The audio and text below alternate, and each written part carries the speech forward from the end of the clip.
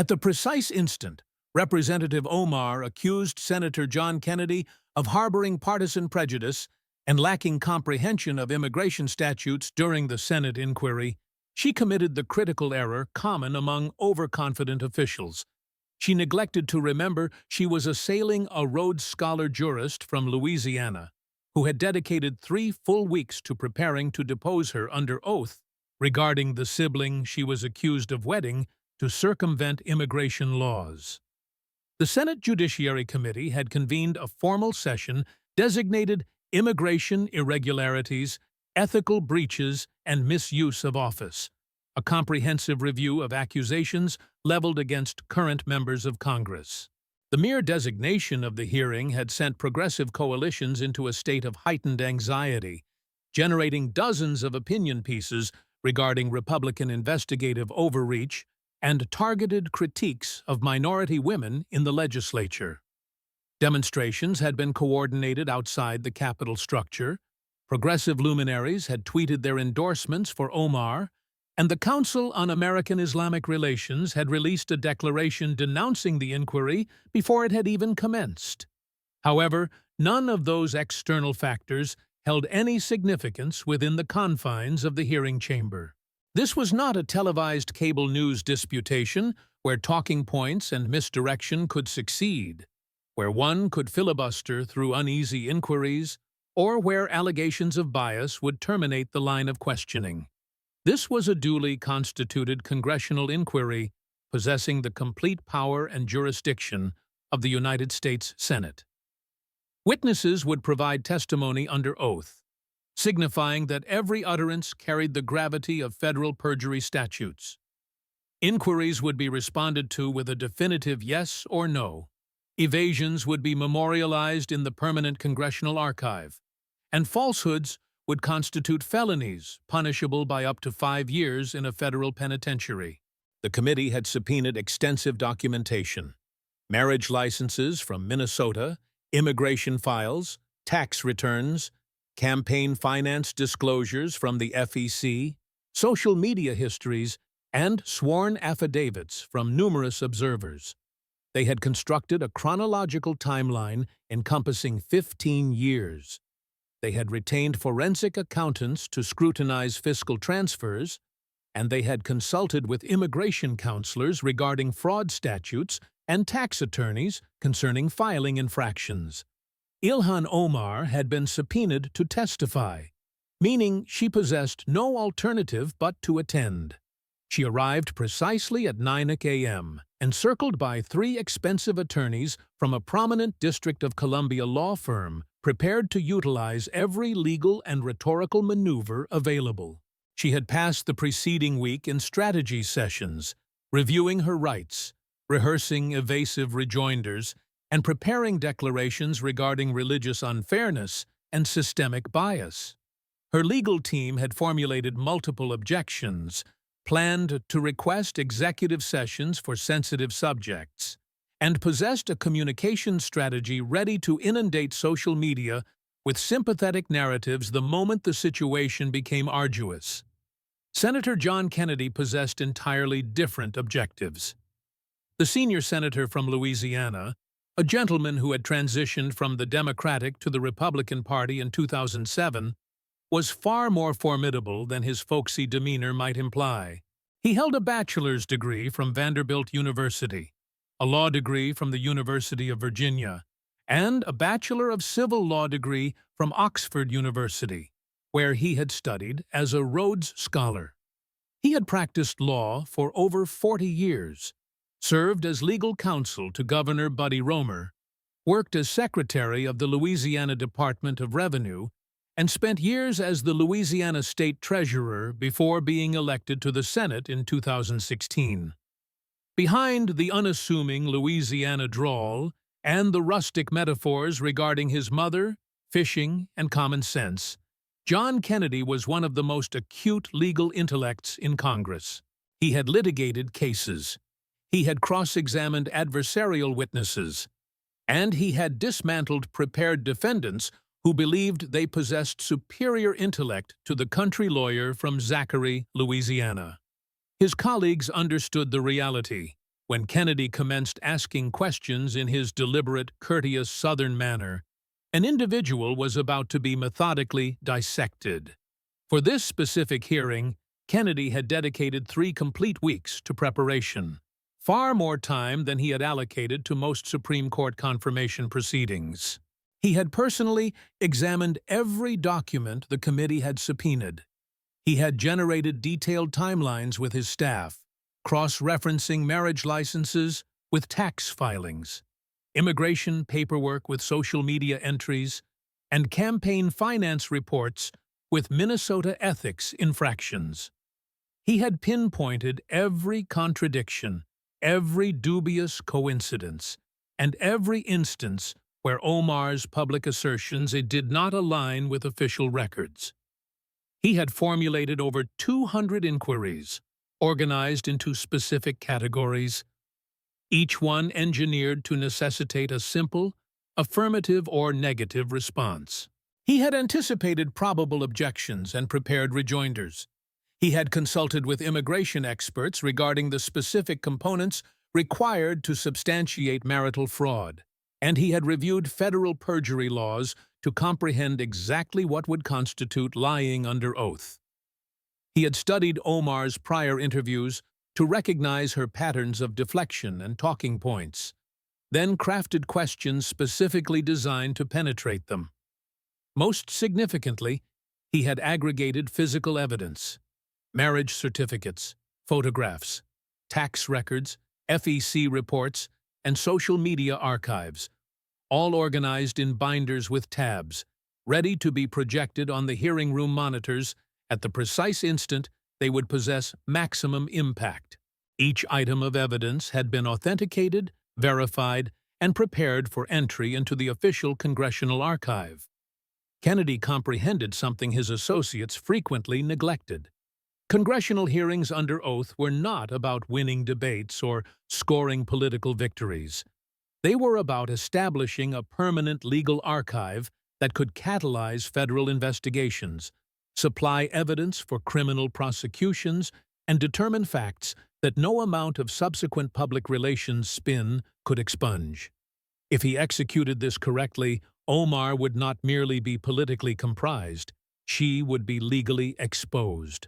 What transpired in the subsequent 4 hours would compel a sitting Congresswoman to plead the Fifth Amendment 37 times, trigger multiple federal inquiries, and result in her resignation within a week.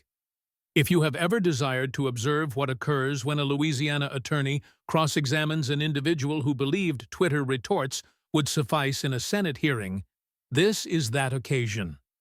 And wait until Kennedy produces the marriage license at minute 52, as she literally goes silent for 90 seconds.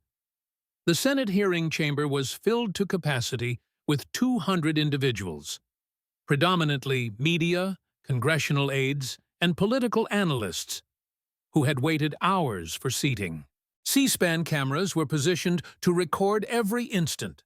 The committee members sat in their elevated seats, nameplates before them, gazing down at the witness table where Omar would be seated. Senator Kennedy sat in the second chair from the left, reviewing his notes one concluding time. At 72 years old, with his white-haired Louisiana drawl and folksy manner, he resembled someone's benevolent grandfather. That was precisely what he wished people to perceive, right up until the cross-examination commenced, and they recalled he had graduated from Oxford University with first-class honors and had spent 4 decades dismantling witnesses who underestimated him. Committee Chairman Senator Chuck Grassley called the hearing to order, read the opening declaration regarding the serious nature of the allegations, and reminded everyone that witness testimony would be under oath. Then he turned to Kennedy. "Senator Kennedy, you may commence your examination of the witness." Kennedy smiled that Southern smile, adjusted his reading spectacles, and looked at Ilhan Omar, who sat at the witness table flanked by 3 attorneys. "Miss Omar," Kennedy began, his voice saturated with Louisiana courtesy, "thank you so much for being here today. I know this is inconvenient, and I do appreciate your time." Omar's lead attorney leaned toward her, whispering something. She nodded and spoke into her microphone. This entire hearing is a witch hunt against a Muslim woman of color. This is political persecution designed to silence me. Kennedy interrupted gently. You are under oath today. We are just going to stick to facts, if that is all right with you. A Rhodes Scholar portraying a country bumpkin is akin to a shark wearing a life preserver.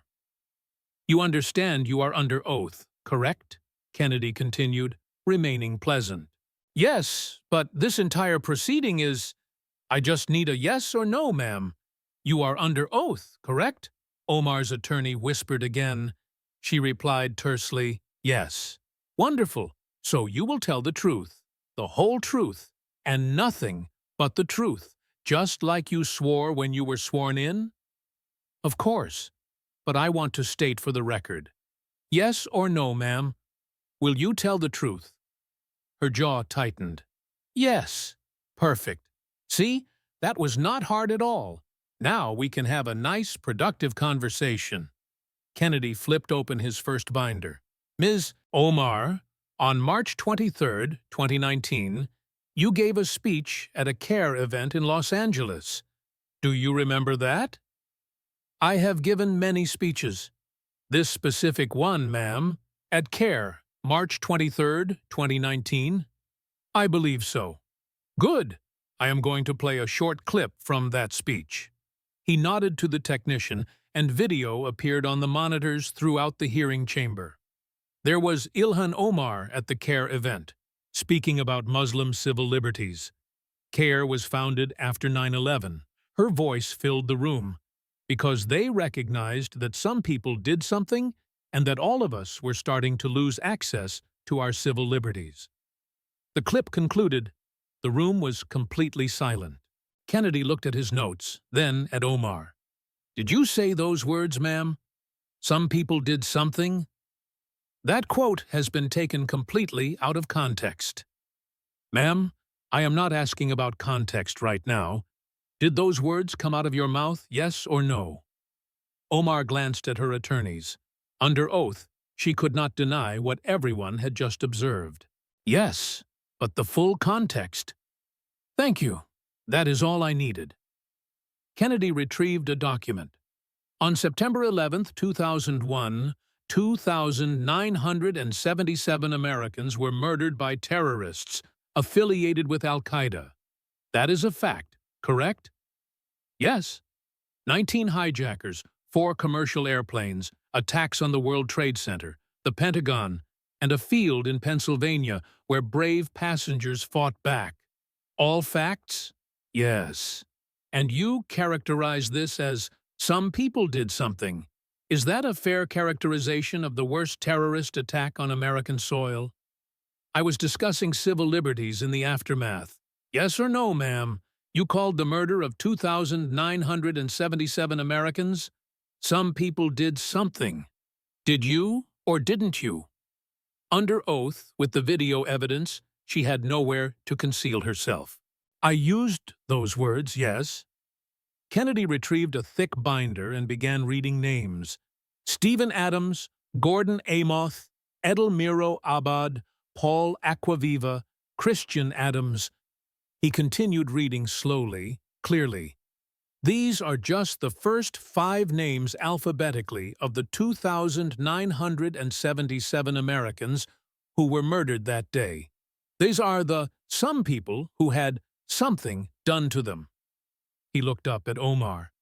Do you stand by that characterization of their murder, ma'am? The context of my speech was about how Muslims were treated. I asked if you stand by calling their murder, some people did something, yes or no. Her attorney leaned in, whispering urgently. She took a breath. The characterization was imprecise. Imprecise, Kennedy repeated. That is an interesting word for minimizing mass murder. He set down the binder. Miss Omar, you came to America as a refugee when you were 12 years old from Somalia. Is that correct? Yes. Your family fled war, violence, chaos, came to America seeking safety and opportunity, correct? Yes. And America gave that to you, gave your family refuge, protection, education, and eventually you became a member of the United States Congress. All correct? Yes. Kennedy's voice became softer, more disappointed than angry.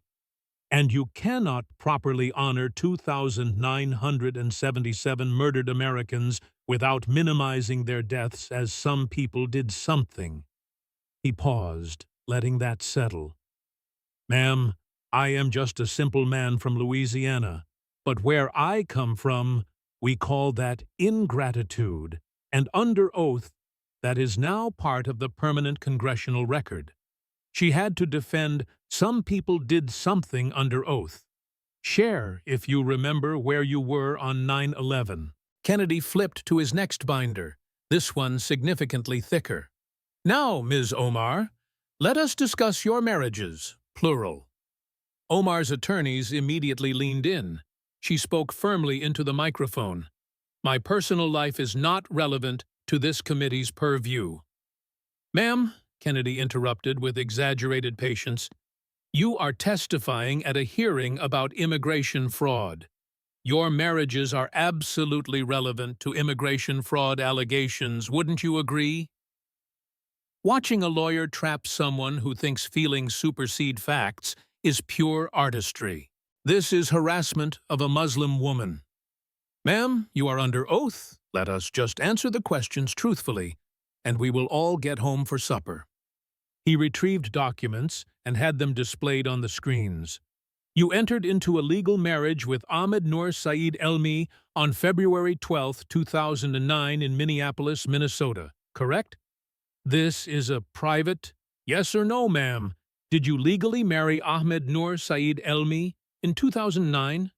Her lead attorney whispered in her ear for nearly 30 seconds. Finally, she answered, yes. Thank you. Now, at that time, were you in a relationship with Ahmed Hirsi? I was separated from, yes or no. Were you in a relationship with Ahmed Hirsi while you were married to Ahmed Noor Saeed Elmi?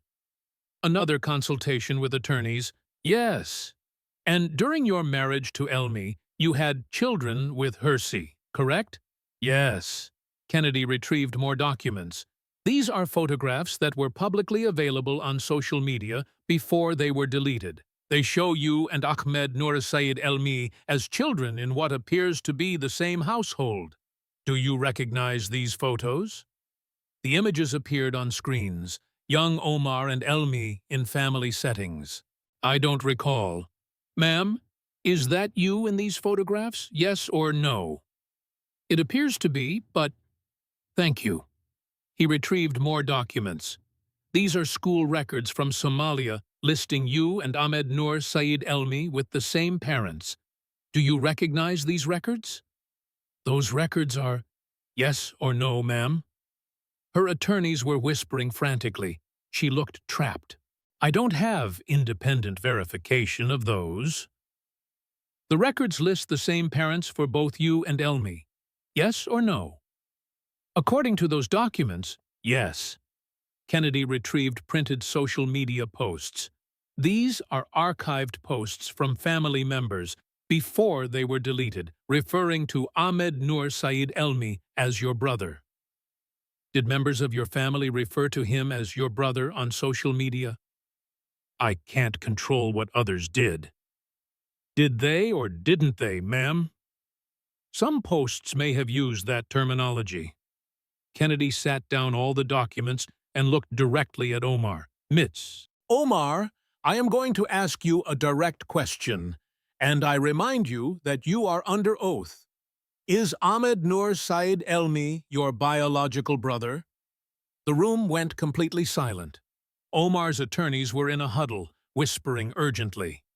The silence stretched for a full 90 seconds. Finally, Omar spoke into the microphone. I refuse to answer on the grounds that it may incriminate me, and I invoke my Fifth Amendment rights. Kennedy did not look surprised. He looked satisfied. Let the record show that the witness has invoked her Fifth Amendment right against self-incrimination in response to the question of whether Ahmed Nur Saeed El-Mai is her biological brother. He made a note, then continued, "You filed joint tax returns with Ahmed Hirsi in 2014 and 2015 while you were still legally married to Ahmed Nur Saeed El-Mai, correct? I invoke my Fifth Amendment right.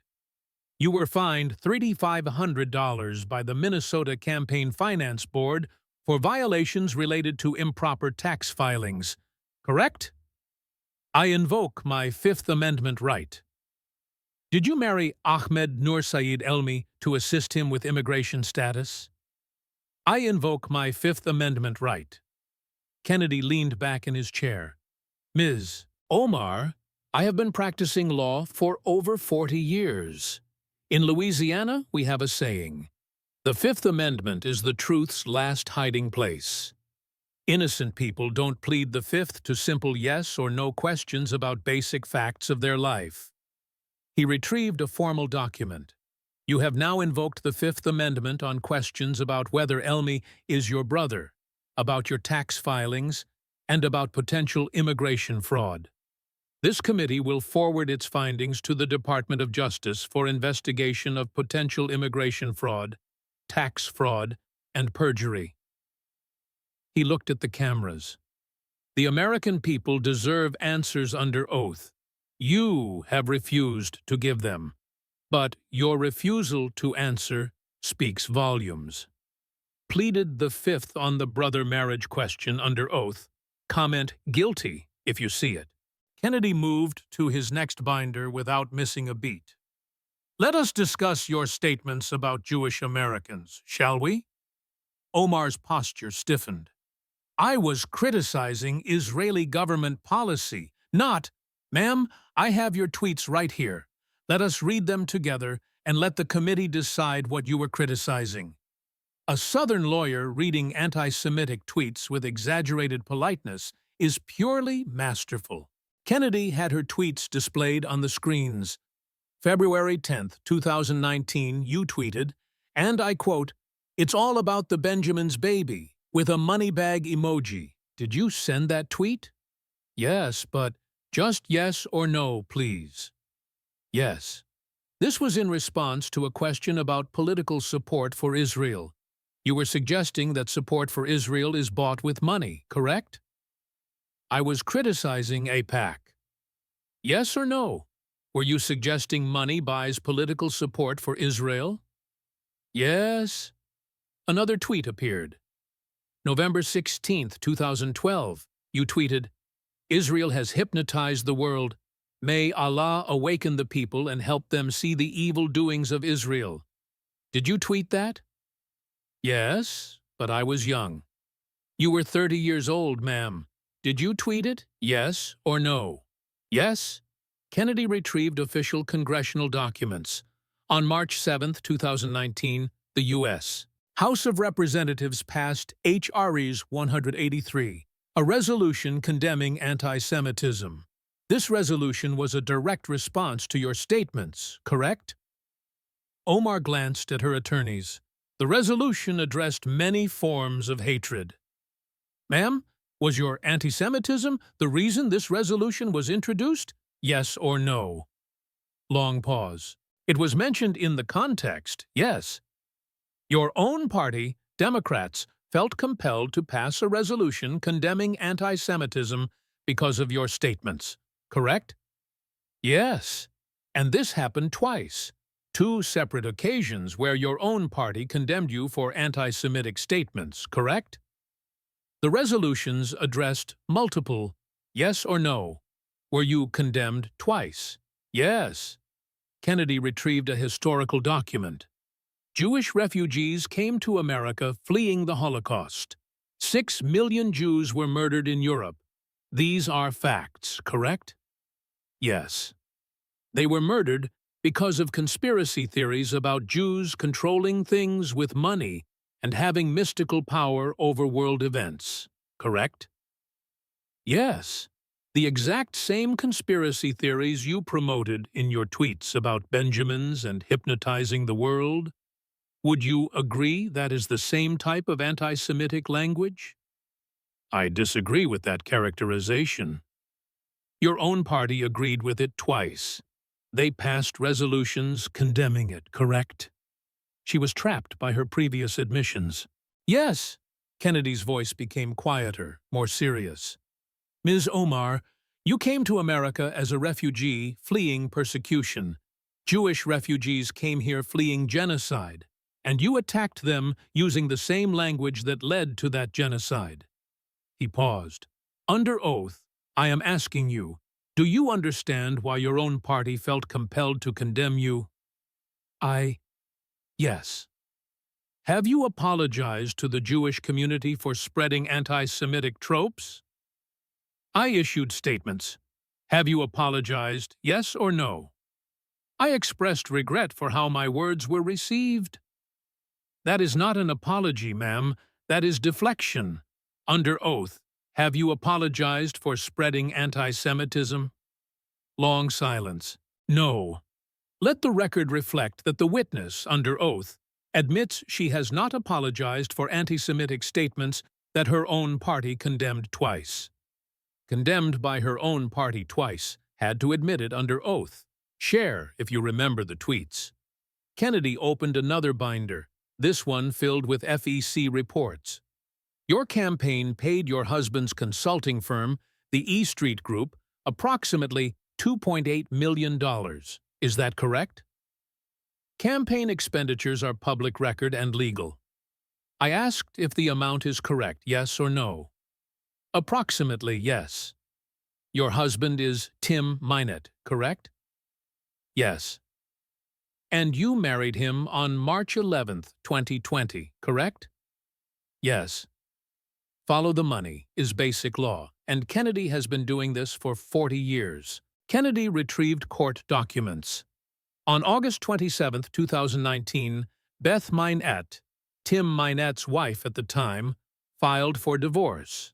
In her filing, she stated, and I quote, "Defendant's more recent travel and long work hours now appear to be more related to his affair with rapper Ilhan Omar." End quote. He looked at Omar. Were you having an affair with Tim Minett while he was married and working for your campaign? Her attorneys were whispering urgently, I invoke my Fifth Amendment right. Let the record show the witness has invoked the Fifth on the question of whether she had an affair with her now husband while he was married and working for her campaign. Kennedy retrieved FEC reports. During the period that you were allegedly having this affair, your campaign paid Minett's firm $780,000 for travel expenses. Is that correct? I invoke my Fifth Amendment right. $1.2 million for consulting fees? I invoke my Fifth Amendment right. $650,000 for media production? I invoke my Fifth Amendment right. Kennedy leaned forward. Ms. Omar, you are invoking the Fifth Amendment on questions about payments to your now husband's firm while you were having an affair with him. Do you understand how that looks? I am exercising my constitutional rights. Indeed, you are. And every time you do, it goes into the permanent record. He retrieved another document. The Minnesota Campaign Finance and Public Disclosure Board fined you $3,500. This was the largest fine levied against a House member at that time. Correct? Yes. This fine was for violations including using campaign funds for personal expenses, correct? The finding was more nuanced. Yes or no? Was personal use of funds part of the violation? I invoke my Fifth Amendment right. Kennedy sat back. Let me summarize for the record. Under oath, you have admitted your campaign paid your now husband's firm $2.8 million. You married him shortly after his wife accused you of having an affair. You received the largest ethics fine for a House member. You invoked the Fifth when asked about the affair. You invoked the Fifth when asked about specific payments. You invoked the Fifth when asked about personal use of campaign funds. He looked at the cameras. Where I come from, we call that a family business built on donor money. This committee will refer these findings to the Federal Election Commission for further investigation. $2.8 million to husband's firm. Had affair with him, paid fine, won't explain. Comment: corruption. Kennedy pulled up video on the screens without preamble. There was Omar in an interview discussing her college experience. As the professor mentioned Al-Qaeda and Hezbollah, she made exaggerated air quotes with her fingers multiple times. The clip ended. Kennedy looked at her. Did you make air quotes when saying Al-Qaeda and Hezbollah? Yes or no? The context of that interview, the video speaks for itself, ma'am. Did you make air quotes? Yes or no? Yes? Air quotes for terrorists. Even lawyers cannot spin that. Al-Qaeda killed 2,977 Americans on September 11, 2001. We have already established that, correct? Yes. Hezbollah killed 241 United States Marines in the Beirut barracks bombing in 1983, correct? Yes. These are designated terrorist organizations by the United States government, correct? Yes. And you made air quotes about them, suggesting they are not really terrorists, yes or no? I was discussing how they are perceived. Yes or no, ma'am? Did you make air quotes? Yes. Kennedy retrieved more footage. Omar in Somalia, addressing large crowds, speaking in Somali. In August 2022, you traveled to Somalia, correct? Yes. During a speech there, you said, and I have the translation here, ask us what country we are from. Did you say that? I was speaking to, did you say, ask us what country we are from, yes or no? Yes. Not, I am American, not I represent Minnesota in the United States Congress. You told people to ask what country you are from, implying you identify as Somali rather than American, correct? That is a mischaracterization. I am reading your words, ma'am.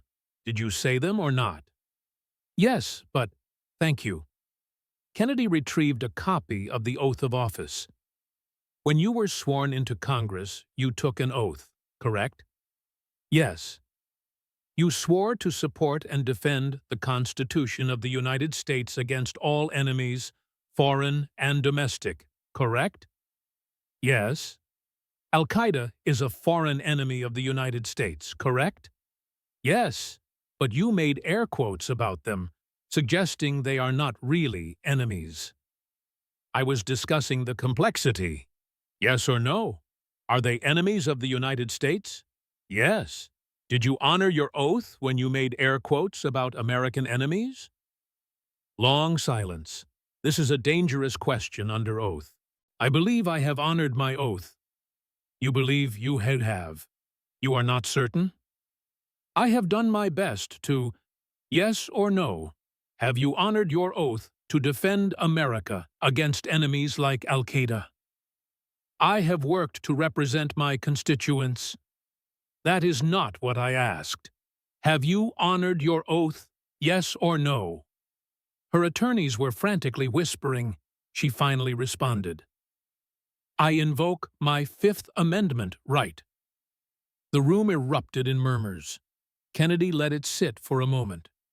Let the record show that when asked if she has honored her oath to defend America against enemies, the witness invoked the Fifth Amendment. He gathered his papers. Ms. Omar, you minimized 9/11. You made air quotes for terrorist organizations that murdered Americans. You identified as Somali rather than American.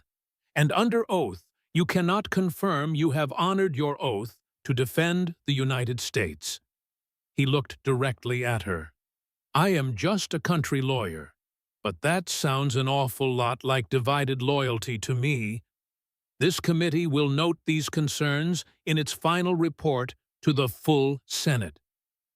Cannot confirm she has honored her oath to America under oath. Share if you see the problem. Kennedy flipped to his final binder before the climax. Ms. Omar, in September 2020, You posted on social media about your grandmother in Puerto Rico. Do you recall those posts? Yes. Her home had been damaged by Hurricane Maria. You posted photos and discussed her living conditions, correct? Yes. You used this to criticize the federal response and President Donald Trump, correct? Yes. Using your own grandmother for politics, then refusing help even under oath. That is cold. Kennedy pulled up screenshots of social media posts.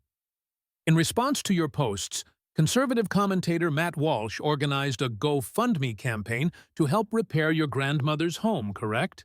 That was a political stunt. Yes or no? Did he organize a fundraiser? Yes. The fundraiser raised 14,153 euros, correct? He displayed the final fundraiser page showing the total. Yes. This was real money from real people, specifically designated to help your grandmother, correct? Yes. And your office released a statement rejecting this donation, correct? Omar shifted uncomfortably. Yes. Why did you reject money that could have helped your grandmother? It was politically motivated. It was $14,000, ma'am. Real money for your real grandmother's damaged home.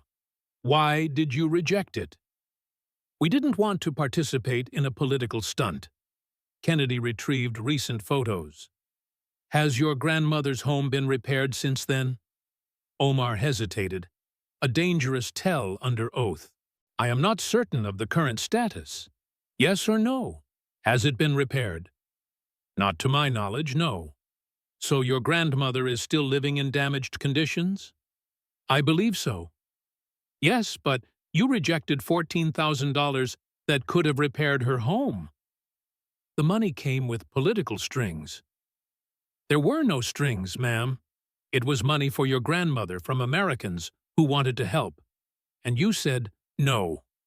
Kennedy's voice became quiet, almost sad. Miss Omar, you posted about your grandmother's suffering to score political points against President Trump. Then, when Americans, regardless of their politics, raised over $100,000 to actually help her, you rejected it because it came from people you disagree with politically. He paused. That is your own grandmother, ma'am, your family, and you put politics ahead of her welfare. He looked at the committee. Where I come from in Louisiana, family comes before politics, always. Under oath, this witness has admitted she rejected help for her own grandmother for political reasons. Let that be part of the permanent congressional record. Rejected $14K for grandmother under oath, admitted it. Comment. Heartless. Kennedy gathered all his binders, stacking them neatly. He looked at Omar, who appeared exhausted and trapped. Ms. Omar, we are almost finished.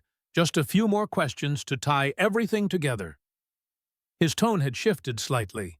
The folksy Southern charm was still there, but underneath it, the Rhodes Scholar lawyer was fully present. When you were sworn into the United States Congress on January 3, 2019, you took an oath of office, correct? Yes. You placed your hand on a book. I believe you used a Quran, and you swore to support and defend the Constitution of the United States, correct? Yes.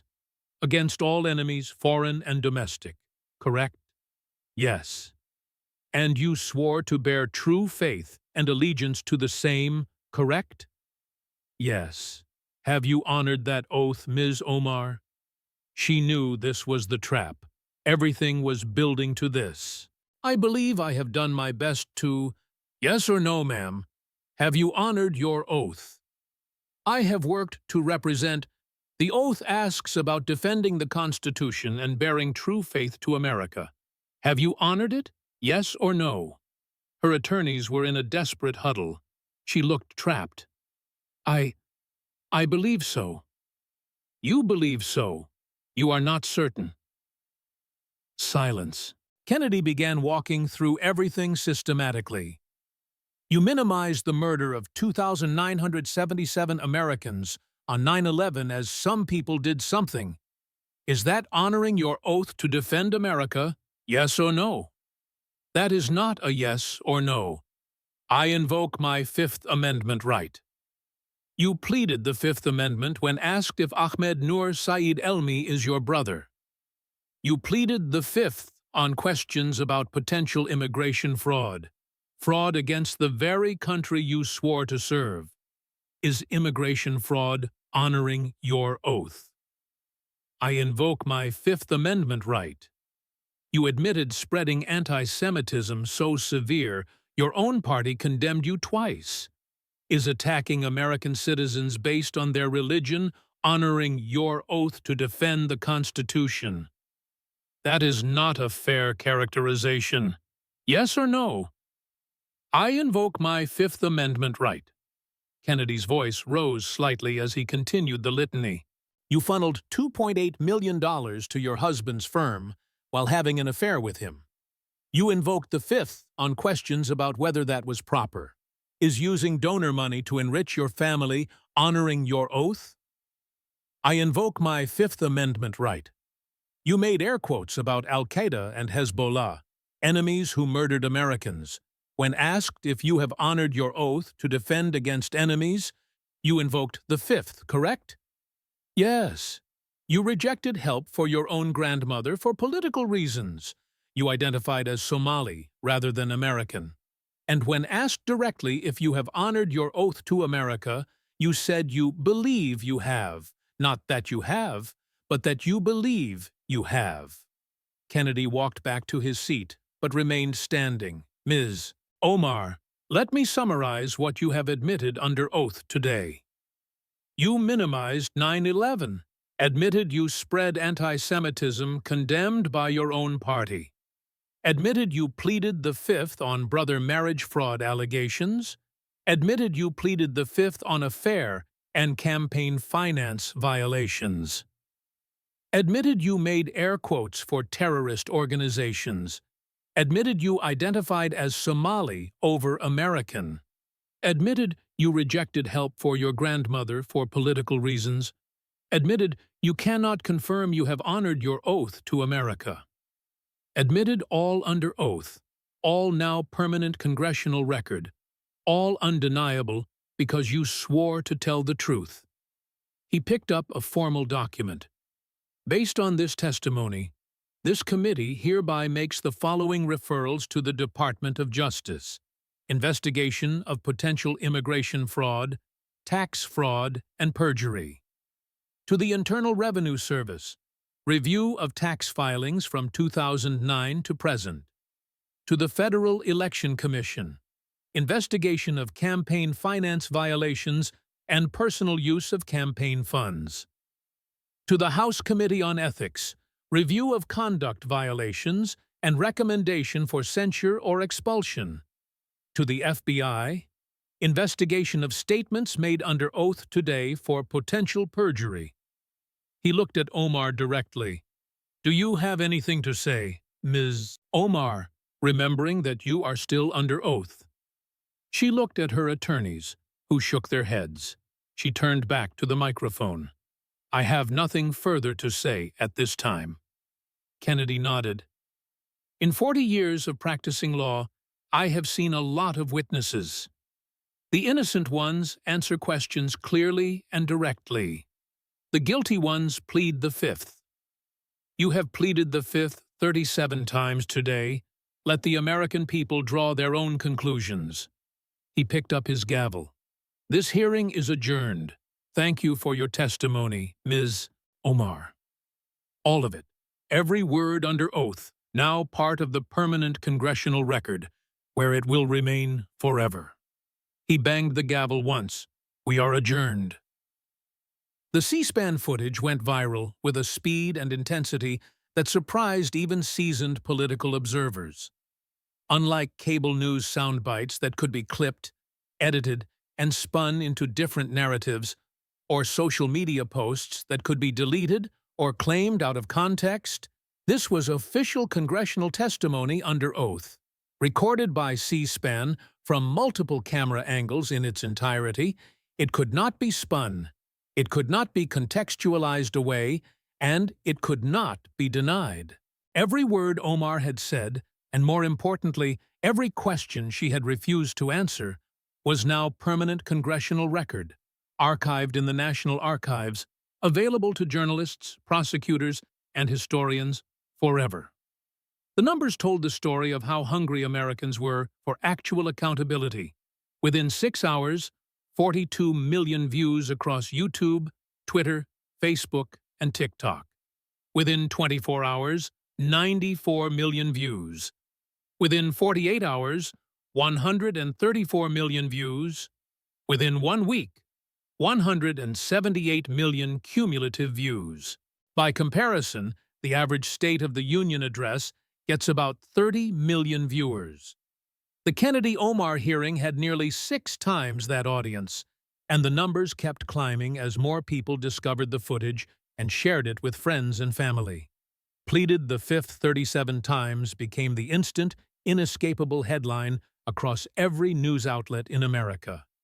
CNN reluctantly ran the number in chyrons. MSNBC could not avoid reporting it. Fox News made it their banner headline for 3 straight days. Even international media picked it up. The BBC, Al Jazeera, Deutsche Welle, all running stories about the American congresswoman who had invoked constitutional protection against self-incrimination 37 times in a single hearing. The phrase 37 times took on a life of its own. Conservative commentators used it as shorthand for Omar's guilt. Late-night comedians made jokes about it, and it appeared on protest signs. Twitter users changed their names to variations of "She pleaded Fifth 37 times." The number became indelibly associated with her name. Google Ilhan Omar 37, and the hearing was the first result. The legal consequences came with unusual swiftness for federal bureaucracy. The Department of Justice announced within 48 hours, record time for the DOJ, that it was opening a formal investigation into immigration fraud allegations. The referral from a Senate committee, based on sworn testimony that included 37 Fifth Amendment invocations, gave them the political cover and legal foundation to investigate a sitting member of Congress without accusations of political persecution. The U.S. Attorney for the District of Minnesota, a Biden appointee who could not be accused of partisan bias, assigned a team of 3 experienced federal prosecutors to the case. They immediately subpoenaed the same documents Kennedy had used, plus additional records: complete immigration files for Ahmed Noor Saeed Elmi, school records from Somalia, DNA analysis offers to all parties involved, financial transactions between 2009 and 2017, and communications between Omar and various family members. The IRS Criminal Investigation Division began reviewing her tax returns from 2009 forward, specifically examining the joint filings with Ahmed Hirsi, while she was legally married to Ahmed Noor Saeed Elmi. The Minnesota violations she had been fined $3,500 for were just the state-level tip of a potentially federal iceberg. Federal tax fraud carries penalties of up to 5 years in prison and $250,000 in fines per violation. If prosecutors could prove she had knowingly filed fraudulent joint returns across multiple years, the charges could stack into decades of potential prison time. The FBI opened what they carefully termed a preliminary inquiry into statements made during congressional testimony that may have national security implications. When a sitting member of Congress pleads the Fifth Amendment, when asked if she has honored her oath to defend America against enemies, and admits making air quotes about terrorist organizations, that triggers counterintelligence protocols. The FBI began reviewing her communications with foreign nationals, her travel to Somalia, and her contacts with individuals on terrorism watch lists. The House Ethics Committee, which had been sitting on complaints against Omar for years, could no longer ignore sworn congressional testimony. They announced a formal investigation within 72 hours. The political fallout was catastrophic. Omar's Democratic colleagues, who had defended her through previous controversies, went silent. Nancy Pelosi, When asked about the testimony, gave a curt, "The Ethics Committee will handle it." Chuck Schumer said, "I haven't reviewed the testimony," and refused further comment. Squad members tried to rally around her. AOC tweeted about Republican witch hunts. Rashida Tlaib called it Islamophobia, disguised as oversight, but their defenses fell flat. This wasn't cable news opinion. This was sworn testimony. She had pleaded the fifth on whether her husband was her brother. She had admitted spreading anti-Semitism. She had confirmed she couldn't state definitively that she had honored her oath to America. Within 3 days, a primary challenger emerged, a Somali-American military veteran who announced with a powerful message, "I served this country in uniform. I am proud to be both Somali-American and American first. Minnesota deserves representation that can answer yes when asked if they have honored their oath to America." His first-week fundraising hit $6.2 million. Polling in Omar's district showed her approval collapsing from 54% to 19% in 1 week. Even Democrats in her district had turned against her, down to 31% approval from 72%. The sworn testimony had done what years of controversy bade not, forced her to admit things under oath she couldn't later deny. 1 week after the hearing, Omar held a press conference. She announced she would not seek re-election and would resign her seat effective in 30 days. "After consultation with my family and legal counsel," she read from a prepared statement, voice shaking, "I have decided to step away from Congress to focus on my family and to address the legal matters that have arisen from last week's hearing. I am proud of my service, and I leave with my integrity intact." The last line drew bitter laughs from political observers. She was pleading the fifth 37 times and claiming intact integrity. The cultural and legal impact extended far beyond one Congresswoman's career. Law schools began using Kennedy's cross-examination as a teaching tool. How to prepare witnesses, how to ask yes or no questions, how to use the Fifth Amendment against hostile witnesses. The Omar examination became a standard case study in effective cross-examination technique. The phrase "under oath" gained new cultural significance. Conservatives began demanding that controversial politicians testify under oath about various scandals. "Put them under oath like Kennedy did" became a rallying cry. The difference between Twitter battles and sworn testimony became crystal clear. C-SPAN viewership spiked. Americans discovered that actual congressional hearings, when conducted properly by prepared attorneys asking real questions, were far more revealing than cable news debates. Kennedy's methodical destruction of Omar's defenses showed what accountability looked like. 3 months after the hearing, the Department of Justice announced indictments on immigration fraud charges. The evidence Kennedy had entered into the congressional record, the marriage certificates, the school records, the photos, combined with her Fifth Amendment responses, gave prosecutors what they needed. 6 months later, the IRS announced tax fraud charges related to improper joint filings. Again, Kennedy's hearing testimony provided the roadmap. 1 year later, the FEC announced the largest fine ever levied against a sitting member of Congress for campaign finance violations. The $2.8 million to her husband's firm, examined under oath, had opened investigative doors that led to dozens of additional violations. Kennedy himself rarely commented publicly on the hearing in the immediate aftermath, maintaining the professional distance of a senator who had conducted oversight rather than a partisan warrior seeking credit. But when he did speak about it, usually at Louisiana town halls or in brief interviews, his comments were characteristically modest and devastatingly effective. 3 weeks after the hearing, at a town hall in Baton Rouge, someone asked him about his preparation for the examination. Kennedy leaned back in his chair, smiled that easy Southern smile, and spoke in the slow drawl that masked one of the sharpest legal minds in Congress. "Well, I appreciate the question," he began. "You know, I am just a country lawyer from Louisiana, but one thing my daddy taught me, and my daddy was a smart man, smarter than me, for sure. He taught me that if you are going to ask somebody questions under oath, you better have your facts straight. Because if you don't, they are going to make a fool out of you. And I don't much like being made a fool of." The audience laughed, and Kennedy continued. "So when the committee decided we were going to have this hearing, I did what any lawyer does.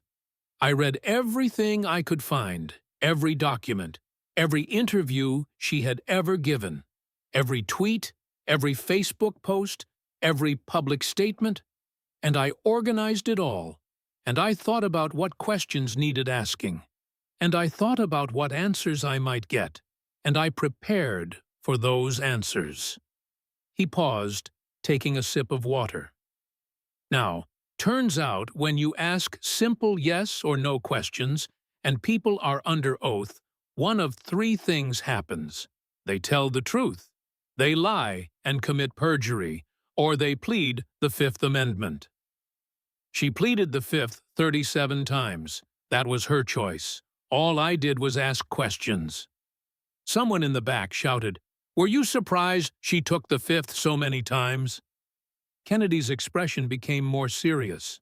"Well now, let me tell you something about the Fifth Amendment. It is a crucial protection in our Constitution. Innocent people use it sometimes when prosecutors are overreaching. But," and here his voice became harder, "when you plead the Fifth to the question, 'Is the man you married your brother?' When you plead the Fifth to, 'Did you commit immigration fraud?' When you plead the Fifth to, 'Have you honored your oath to defend America?' Well, where I come from, we have a saying, 'Innocent people don't need to plead the Fifth to 37 questions.'" He let that land, then continued, "But I will let the American people draw their own conclusions. She was under oath. The testimony is permanent congressional record. Cannot spin it, cannot tweet it away, cannot delete it like she deleted those social media posts about her brother. It just is what it is, and what it is permanent record that federal prosecutors and investigators can use. That is all I was trying to do, create a record, and we did." This wasn't just another political controversy that would fade with the news cycle. This was sworn congressional testimony that would exist in the permanent record forever. Every time someone looked up Ilhan Omar's name, they would find the hearing where she pleaded the Fifth 37 times. Senator John Kennedy did not just debate her, or argue with her, or exchange sound bites with her. He cross-examined her under oath, with preparation, with documentation, with questions that had only two possible answers: tell the truth or plead the Fifth. She chose the Fifth 37 times, and each time she did, she admitted what she wouldn't say directly, that answering truthfully would incriminate her. That is what the Fifth Amendment means: protection against self-incrimination. You only need protection from your own truthful testimony if that testimony would prove you committed crimes.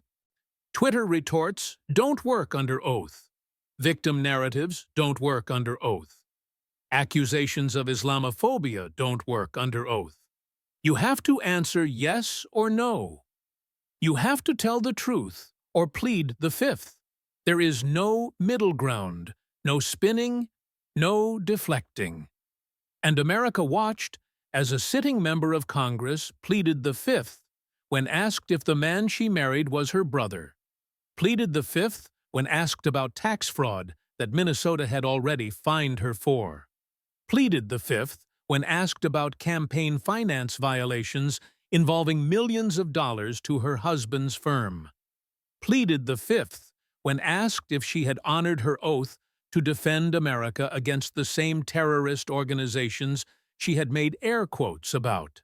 Those Fifth Amendment invocations, 37 of them, each one documented in the permanent congressional record, combined with her sworn testimony admitting she had minimized 9/11 as some people did something, her confirmed spreading of anti-Semitism condemned twice by her own Democratic colleagues, her rejection of over $100,000 in aid for her own grandmother for purely political reasons, and her inability to state definitively that she had honored her oath to defend the United States, all created a legal and political record that would follow her for the rest of her life. The hearing accomplished something that years of news coverage, investigative journalism, and political opposition had failed to achieve. It forced Ilhan Omar to answer questions under oath with all the legal weight that carries. She could no longer dismiss allegations as conspiracy theories or racist attacks. She had to either confirm them, deny them under penalty of perjury, or invoke constitutional protection against self-incrimination. She chose the Fifth Amendment 37 times, and that choice, made under oath in a formal Senate hearing, told Americans everything they needed to know about the truth of the allegations she refused to answer. Kennedy proved something that had been forgotten in the age of social media and cable news talking points. Accountability is still possible in American government, but it requires more than viral tweets or cable news segments or investigative articles that people can dismiss as partisan. It requires the formal power of congressional oversight exercised by prepared attorneys who understand how to create legal records that cannot be spun away. It requires witnesses under oath, where evasion becomes admission and lies become federal crimes. It requires exactly what Senator John Kennedy did. 3 weeks of meticulous preparation, organized evidence, strategic questioning, and the legal acumen to know which questions would force truth or admission of guilt by silence. The folksy Louisiana country lawyer routine was the delivery mechanism, but underneath it was a Rhodes Scholar's intellect, a lawyer's precision, and a senator's understanding of how to use congressional authority to create permanent accountability. 1 hearing, 4 hours, 37 Fifth Amendment invocations, multiple federal investigations, 1 forced resignation, and a permanent reminder that in America, under the right circumstances, with the right preparation, even powerful politicians who think they are above accountability can be brought to account by the simple question, will you answer truthfully under oath, yes or no? If you think Congress should hold more hearings under oath, share this story. Comment under oath if you want accountability through sworn testimony, because Kennedy proved what we all knew. The truth comes out when you have to swear to tell it. And if you refuse to tell it, if you plead the Fifth 37 times, that tells us everything we need to know.